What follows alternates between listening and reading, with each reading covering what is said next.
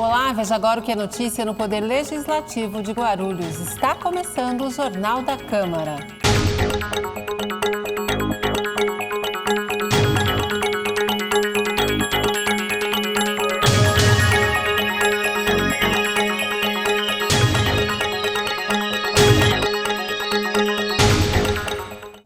A Frente Parlamentar em Defesa da Pessoa com Deficiência se reuniu com representantes do Executivo dia 25, na Secretaria de Transportes e Trânsito. O objetivo era discutir um projeto de isenção tarifária para deficientes. Durante o encontro, foi apresentada uma estimativa de impacto orçamentário caso a isenção tarifária nos ônibus seja ampliada. Atualmente, pessoas com deficiência física já têm a isenção.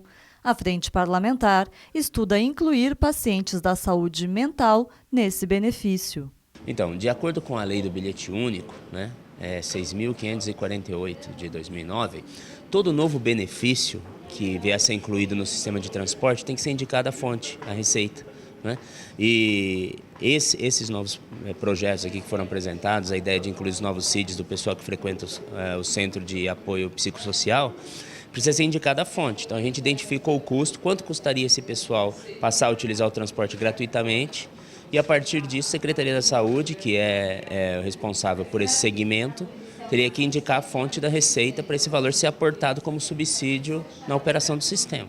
Não seria um valor que sairia da própria Secretaria de Transporte? Não é um valor que está previsto no nosso orçamento. Ainda segundo a Secretaria, o impacto dessa ampliação seria de R$ 1.600.000 mensais, um aumento de 31,7%. Quando nós identificamos o volume de pessoas que têm o benefício da gratuidade como sendo deficiente, quantas vezes ele utiliza o sistema de transporte na cidade por dia. Então, cada viagem, a gente considera cada viagem o registro do cartão dele, do benefício, no validador do ônibus, na hora de girar a catraca. A gente não consegue identificar se ele subiu em um ponto e desceu no ponto seguinte. Para nós isso foi uma viagem, porque eu não consigo identificar quantos quilômetros ele andou dentro do sistema. Então, cada registro no validador, cada vez que ele encosta o cartão do benefício dele no validador, é considerado uma viagem. E esses R$ 3,50 ele é baseado em todo o custo de estimativa decorrente de um histórico de 12 últimos meses, quando é feita a planilha tarifária, levando em conta entre os custos, o custo do óleo diesel, o custo de mão de obra, pneus, frota e tudo mais. Os vereadores da frente e profissionais da saúde questionaram o método utilizado no cálculo. Eu fiz a comparação simples do bilhete único. Um trabalhador normal, por 21 dias de serviço, ele recebe lá eles têm uma despesa de uns R$ 160 por mês. Um trabalhador que vai e vem, tem direito a usar várias passagens por dia. E um passageiro não, pessoa com deficiência, ele gera uma despesa de R$ 600 e poucos por mês. Então, está fora. Temos que calcular pelo trabalhador. Acho que um trabalhador, quando ele sai de casa, ele não tem direito ao transporte, ao bilhete único. A pessoa com deficiência, ele quer esse bilhete único especial, no mesmo direito. Esse cálculo feito aí, ele é contado às vezes que você entra no ônibus. E nós temos que contar direitos iguais. Se o trabalhador tem direito de utilizar 2 horas, é simples usar 2 horas também. O diretor financeiro também garantiu que já está sendo implantado um sistema antifraude nos ônibus municipais. Nós implantamos na frota toda dos ônibus municipais uma câmera junto com o validador. Então, quando tiver efetivamente em funcionamento, que isso ainda depende de algumas adequações de retaguarda do sistema, como troca do cartão, porque ele vai ter que receber uma imagem a ser gravada quando o validador, quando ele encostar o cartão no validador, o validador vai gravar a imagem, que são 6 ou 8 posições da pessoa passando pela catraca. Então isso tem que ser feito uma adaptação tecnológica. Quando essa imagem capturada, na hora que o passageiro encostou o cartão no validador, ela à noite, na virada do sistema de um dia para o outro, quando é colhida a informação dos validadores, que essa informação vai ficar gravada nos validadores, é feita uma verificação diante do cadastro, ou seja, a foto que está no cadastro daquele usuário em relação à foto que foi registrada na hora que aquele cartão foi passado no catraca, A partir do momento que identificou que as fotos não se assemelham, as imagens não se assemelham, o cartão é bloqueado e o dono do cartão, a pessoa que tem o direito do cartão, vai ter que prestar esclarecimentos, porque esse cartão está sendo utilizado de forma inadequada, né? Então, toda a frota já tem a câmera instalada, né? Agora a gente já está na segunda etapa, que é a adequação de processamento, da área de processamento de dados, de todo o equipamento. Eu não posso te afirmar uma expectativa de tempo. A gente está trabalhando para que no início do ano a gente já tenha isso em funcionamento. Coordenador da Frente Parlamentar, Elmer Japonês, do PSC, afirmou que vai apresentar um projeto em separado para a saúde mental. Bom, a gente entrou no consenso aqui de a gente fazer um novo PL da saúde mental, né? A gente vai passar esse projeto e vai fazer um novo PL só para a saúde mental. Porque a gente viu que o custo ficou bem alto, vai ser muito difícil o prefeito sancionar aí, se a gente pôr alguma emenda, fazer alguma coisa. E vamos fazer alguns fóruns também de debate, para a gente poder estar vendo também se a gente consegue recursos do governo federal, algum outro lugar. Mas a gente não perde a esperança não, com certeza a Frente Parlamentar vai estar lutando até o último para poder estar ajudando o pessoal da saúde mental. Já o vereador Pezão, do PT, discorda da medida. Acredito que nós temos que incluir, sim, dentro do projeto de lei, uma emenda, incluindo os transtornos mentais, porque é a forma de estar incluindo as pessoas. Eu vou fazer um trabalho conjunto, é a minha proposta, a proposta que eu defendi antes, vou continuar defendendo lá na Frente Parlamentar, onde nós vamos estar atuando, vou defender também na Comissão dos Direitos Humanos a inclusão no projeto já agora, porque não podemos esperar mais 10 anos aí, talvez, ou até mais, uma nova chance de incluir essas pessoas com direitos seus de ir e vir. A seguir, veja o resumo da audiência pública da Secretaria de Finanças. E ainda nesta edição, conheça o projeto que quer punir empresas que poluem o meio ambiente. Nós voltamos já.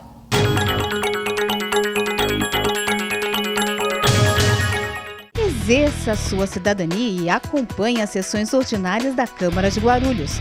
Fique por dentro do cenário político da cidade e das mudanças na legislação municipal e veja as propostas e as posições de cada representante eleito pelo povo. Todas as terças e quintas, a partir das 15 para as 2 da tarde, começa a cobertura das sessões em que você acompanha entrevistas, debates e votações do Poder Legislativo aqui na TV Câmara Guarulhos, o canal da cidadania.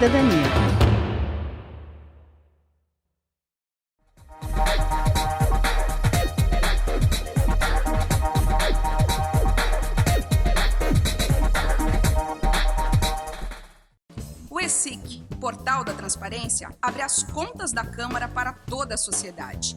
Nele, você encontra as informações sobre o orçamento da Câmara, a receita e as despesas detalhadas. Após um rápido cadastro, você tem acesso a todas as informações.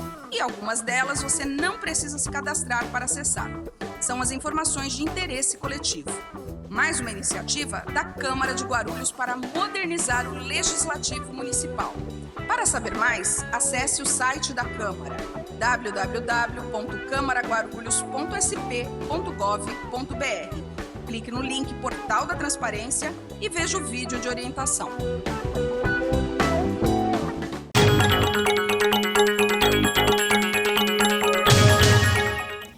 O secretário municipal de Finanças, André Castro, esteve na Câmara de Guarulhos na quarta, dia 23.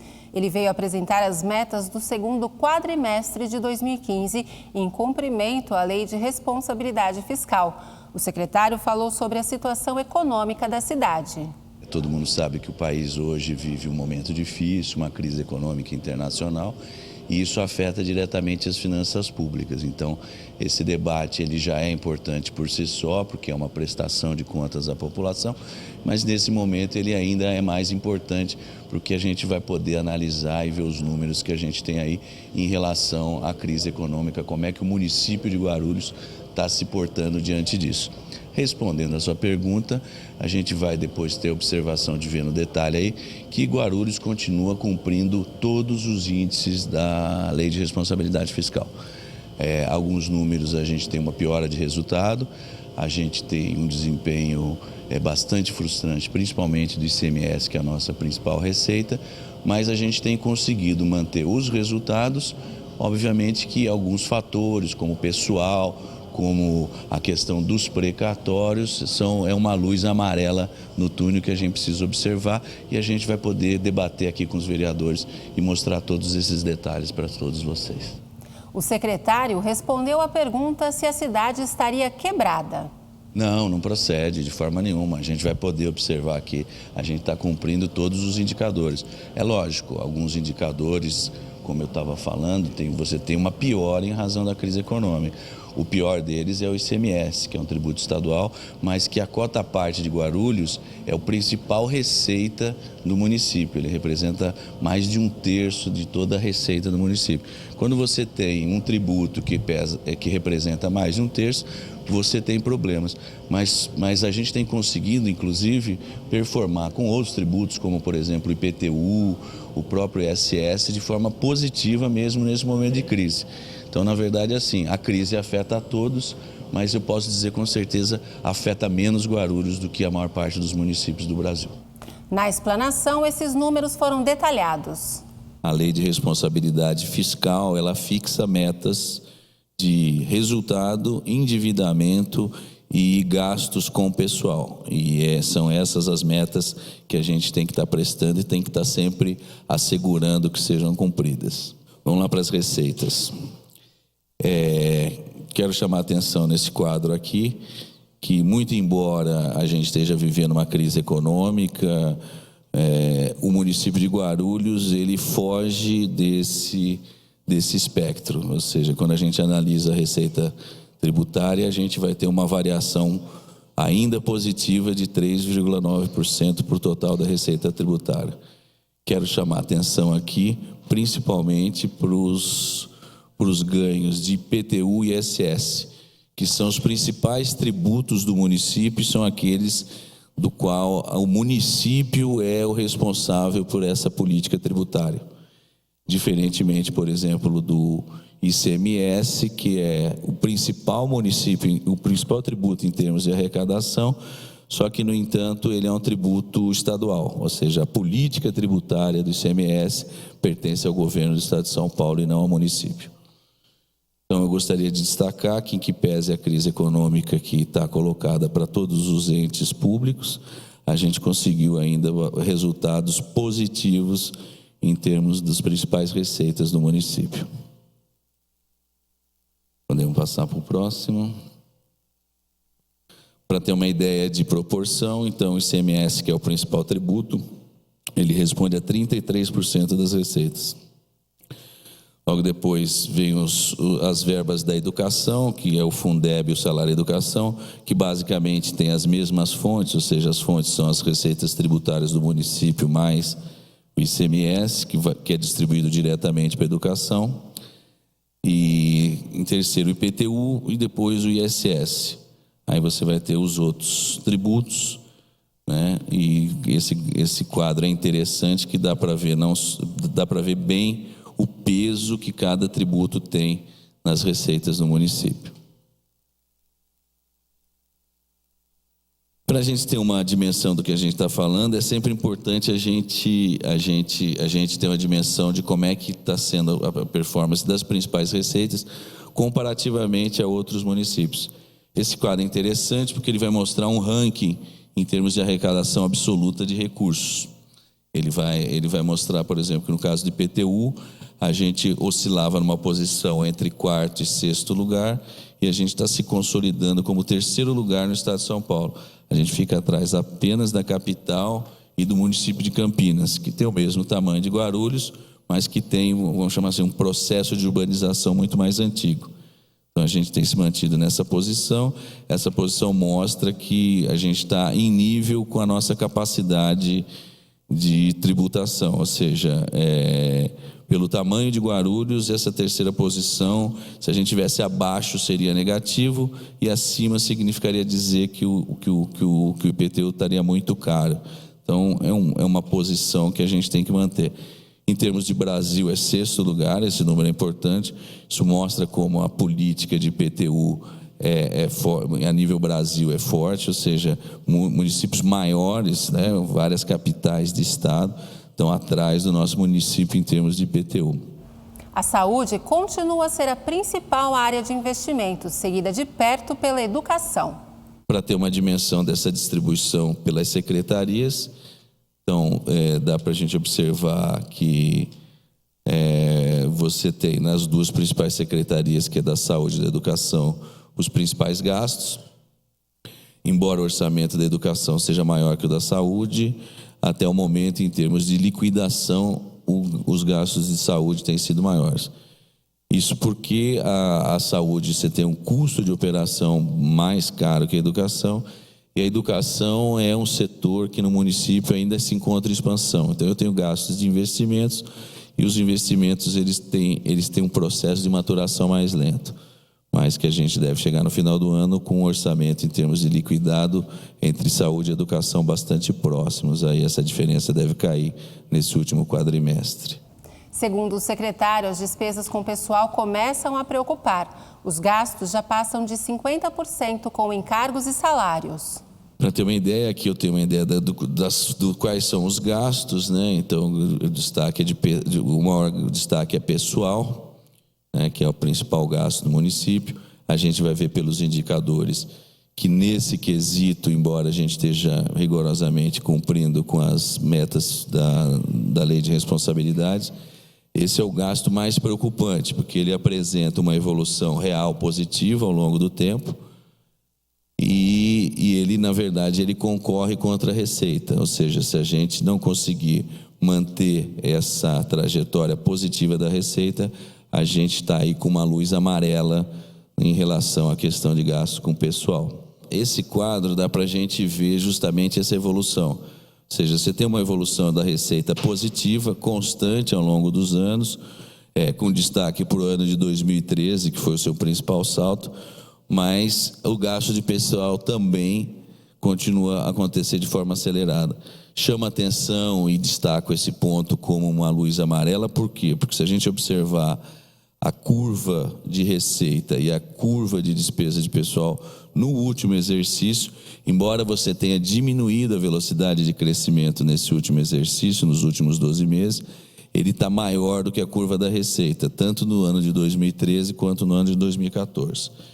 Se a gente conseguir performar a receita como a gente tem feito, a gente vai conseguir manter esse dentro do quadro. Mas é uma luz amarela que a gente precisa estar observando aí com cuidado nos próximos exercícios.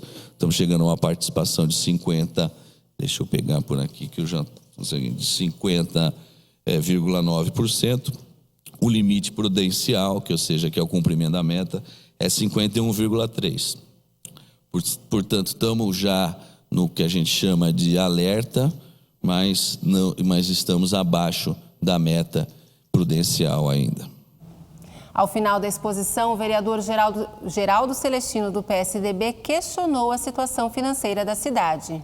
A pindaíba que o município passa hoje, não vou culpar o secretário de Finanças, vou culpar o prefeito, né? Que é o ordenador de despesas, o secretário de governo, que perdeu o controle das finanças do município e hoje a gente não pode, o município está na situação que está. Tivemos aí um aumento de arrecadação diferente de outros municípios, que a situação financeira está pior que Guarulhos. Então, a minha crítica é política e não técnica. E eu não vou fazer nenhuma pergunta técnica, porque está muito bem explicado, é isso, não tem como correr disso aqui. Esses dias nós estávamos esperando a Secretaria de Serviços Públicos, só para citar um exemplo, a Secretaria de Serviços Públicos, para comprar umas telhas lá para o campo do Jardim Bonança, Paulo Sérgio. R$14.500, não puderam comprar, porque não autorizaram. Um exemplo, um pequeno exemplo, aí vamos fora os aluguéis atrasados, repasses, Secretaria de Educação sem repasse, e chega no final do ano e empenham tudo, uma boa parte das despesas de 2015, principalmente a educação, com a arrecadação do IPTU em janeiro e com a arrecadação maior, pagam os empenhos de dezembro. Aí dizem que cumpriu os 25% da educação. Quando o vereador Geraldo faz a cobrança, eu acho a cobrança absolutamente pertinente, embora não seja da minha pasta, ou seja, essa questão da questão do gasto, Mas assim, quando falta, por exemplo, um material básico no hospital, tipo o coisa para fazer o exame ou a cadeira de rodas, pode ter certeza que isso não é um problema financeiro. Isso é um problema de gestão. Isso é um problema de gestão. Assim, existem problemas. Quando falta, é um problema de gestão. A gente tem que assumir os nossos erros. É papel da oposição apontar. Agora, quando eu tenho um problema financeiro mais pesado e eu tenho, por exemplo, um atraso significativo em salários, etc., que muitas vezes que a gente assistiu em vários municípios, o Rio Grande do Sul, em contas, aí você tem um problema financeiro. Aí não é um problema exclusivamente de gestão, é um problema financeiro. Isso é importante, eu acho que a crítica vale para os dois. Eu diria até que, como a financeira muitas vezes ela é causada por questões externas, eu diria que a de gestão é até mais grave. O secretário ainda falou sobre a implantação do regime jurídico único para os servidores públicos municipais. A gente tem acompanhado bastante de perto esse trabalho. Ainda falta a gente ter acesso ao número definitivo atuarial, que é o que realmente vai dar a base para a gente poder ter essa análise, mas a gente sabe de antemão que ele é uma vantagem econômica para o município, sim. Mas esse não é o principal foco do projeto. Eu acho que o debate tem se pautado muito por aí. O principal foco é que hoje você tem dois regimes, você tem duas condições. Você tem a maioria dos funcionários que está pelo regime geral e uma parte dos funcionários, os estatutários, pelo regime único. O regime único é muito melhor do que o regime geral. O regime geral, ele não oferece as mesmas condições que o regime único. Então, eu acho que assim, o debate é importante também do ponto de vista econômico, mas o foco dele tem que ser na melhora da qualidade, ou seja, você não pode ter uma política de RH forte se você não tiver um regime único e que ele estabeleça condições de trabalho iguais para o conjunto dos funcionários. Eu acho que esse é o foco, tenho acompanhado o debate, eu acho que infelizmente o foco central não está sendo esse, o das vantagens, mas enfim, eu acho que ao longo do processo isso vai poder ser esclarecido e a gente vê que é um projeto extremamente positivo para o município, não somente pela questão fiscal da economia que você vai ter de recursos, mas principalmente porque a gente vai poder ter uma política de RH comum e uma condição de benefícios igual para todos os servidores do município. Só para a gente fechar aqui, você citou o tal do cálculo atuarial, né, que isso tem sido até discutido sim, e você disse que ainda não recebeu, quem é que está fazendo, quem é que está para te entregar isso, tem um prazo para vocês receberem isso, para divulgar esses números também? Olha, eu posso estar até aqui com uma informação talvez não precise. O prazo para o estudo definitivo do atuarial, se eu não estou enganado, era essa semana. Então eu posso estar falando que não recebi, já recebi, mas tá para sair esse estudo. Ele é fundamental justamente para a gente poder tomar a decisão pelo regime único, baseado no estudo com total precisão. Foi feito o recenseamento de todos os servidores, é um trabalho que está sendo feito pela Fundação Getúlio Vargas, pessoal que conhece o mercado, enfim, estamos em boas mãos nessa área para a gente poder realmente, na hora que for feita a opção pelo regime único, a gente está absolutamente seguro de que isso é uma opção tanto do ponto de vista econômico, mas principalmente uma condição melhor para todos os servidores do município de Guarulhos. Após o intervalo, um projeto de lei quer beneficiar pessoas com deficiência ou mobilidade reduzida. Saiba mais em instantes.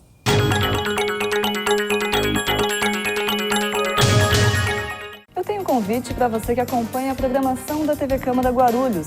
Toda quarta-feira rola uma edição inédita do Ponto de Vista, um programa de entrevistas que traz personalidades da nossa cidade e suas opiniões sobre diversos assuntos ligados a Guarulhos. Ponto de Vista toda quarta-feira, logo após o Jornal da Câmara aqui, na TV Câmara Guarulhos, o canal da cidadania.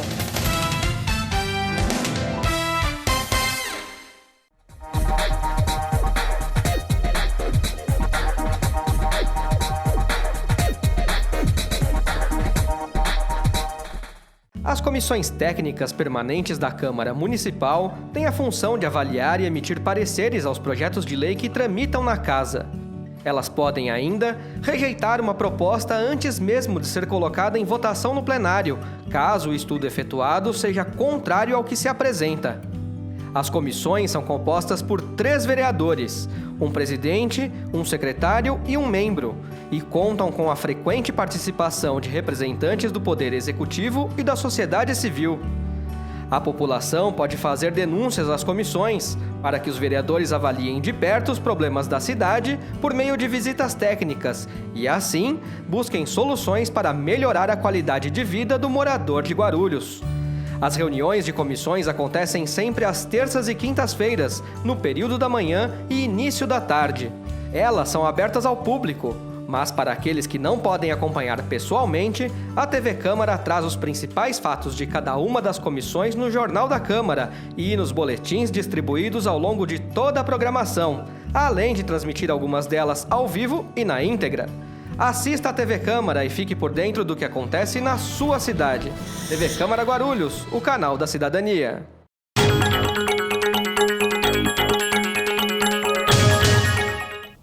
Pessoas com deficiência ou mobilidade reduzida podem ser beneficiadas com um projeto elaborado pela Prefeitura. A iniciativa permite que elas embarquem e desembarquem fora do ponto de ônibus. O Jornal da Câmara hoje conversa com o vereador professor Samuel Vasconcelos, do PT, que é autor de um projeto de lei que pretende permitir que pessoas com mobilidade reduzida ou pessoas com deficiência possam embarcar fora do ponto. Como que deve funcionar esse projeto, vereador? Na verdade, nós conversamos com o Executivo, já há uma demanda da Coordenadoria de Defesa dos Direitos da Pessoa com Deficiência e Mobilidade Reduzida, porque muitas vezes a pessoa ela precisa pegar o ônibus e os ônibus de Guarulhos são adaptados, mas muitas vezes o local que o ônibus para está muito distante do local que a pessoa precisa ficar. Então esse projeto vai permitir que, quando solicitado, os ônibus possam parar o mais próximo possível do ideal para a pessoa deficiente. Mas há algumas regras, não são todos os locais que podem parar. No corredor de ônibus, por exemplo, não há essa permissão.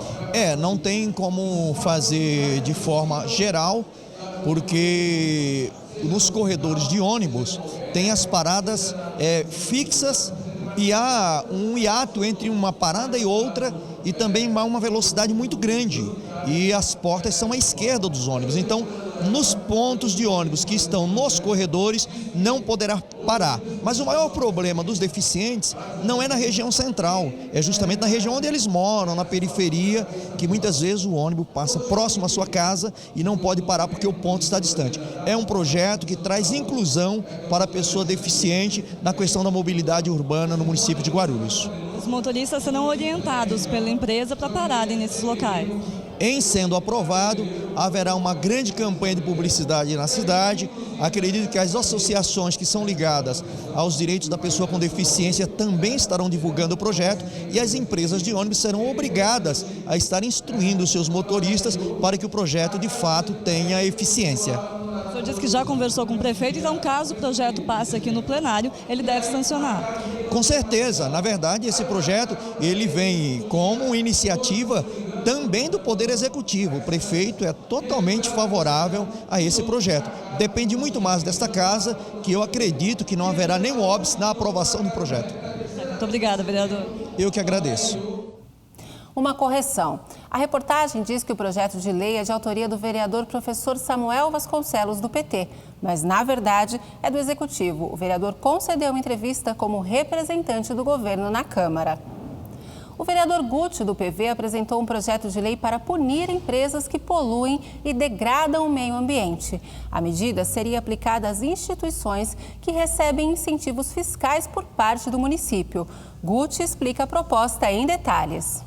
Muito bem, então para você que acompanha o Jornal da Câmara, hora de a gente falar aqui de projeto de lei. Você sabe, há sempre um espaço no jornal que a gente pode abordar os projetos de lei aqui feitos pelos vereadores e que já estão tramitando na casa. Ao meu lado hoje está o vereador Guti, do PV, que tem um projeto que pune as empresas que causam danos ao meio ambiente. Empresas essas que teriam concessões fiscais, incentivos fiscais, aliás, para estar trabalhando na cidade. É isso mesmo, vereador. Boa tarde, obrigado aqui por falar com o Jornal da Câmara. Bom, exatamente. A gente nota aqui na cidade, infelizmente, grandes empresas poluindo o meio ambiente, degradando o meio ambiente. É óbvio que para isso existe uma legislação federal bastante incisiva no tocante ao que degrada o meio ambiente. Mas municipalmente a gente tem que ir além. E uma das formas que a gente pode punir as empresas são aquelas empresas que possuem algum benefício fiscal, ou seja, ela tem alguma alíquota menor ou até mesmo algum auxílio da prefeitura em algum quesito.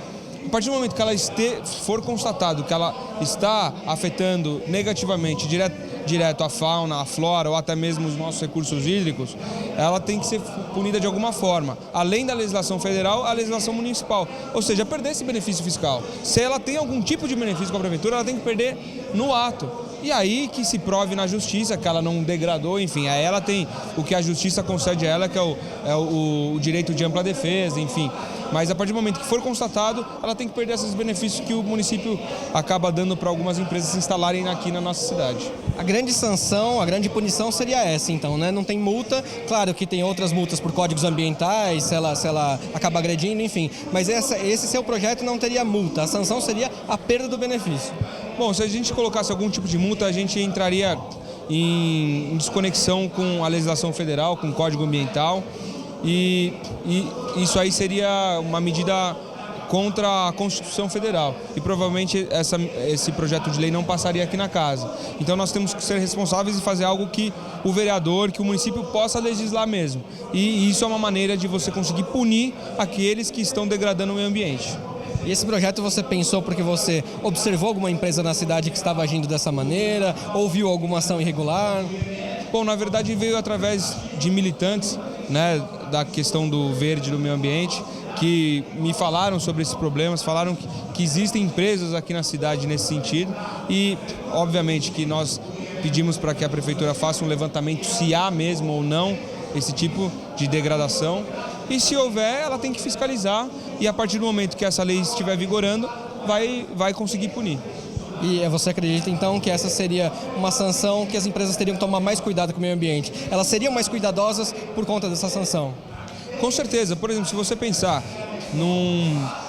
em algo referente ao ISS, por exemplo, se a prefeitura deu uma espécie de anistia ou cobre menos ISS para uma empresa de telemarketing, por exemplo, se instalar aqui, e essa empresa comprovadamente está degradando de alguma forma o meio ambiente, ela perde isso. E quanto isso não significa? Uma empresa que recolhe muito ISS, o quanto não significa perder 1, 2% de benefício por ano, né, no seu ano fiscal? É muito dinheiro.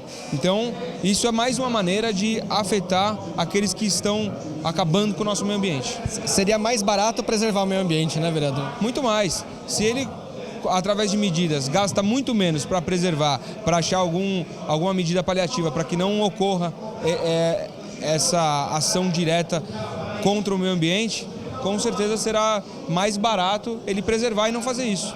O Jornal da Câmara fica por aqui. Você pode continuar acompanhando as notícias da Câmara pelo nosso site e pelo Facebook. Nós voltamos na próxima sexta. Até lá!